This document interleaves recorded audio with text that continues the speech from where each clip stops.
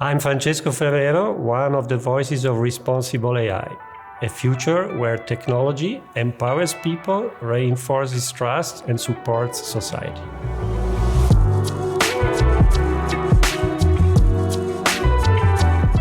So the narrative is that Europe is lagging behind the US and China in the bigger is better AI competition. But that is not a big deal because it is the wrong competition, because the bigger is better approach is not sustainable from either the economic, societal, and environmental perspectives.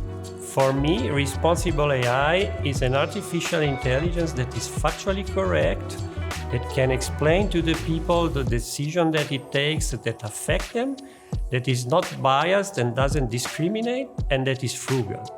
At LIST, we developed several technologies that can help the development of AI that is frugal, sustainable, and ethical.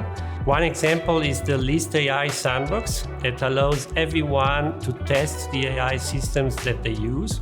Another one is the Luxembourg AI Factory, which will accelerate the adoption of ethical AI by all the citizens of Luxembourg and Europe, and especially SMEs and startups.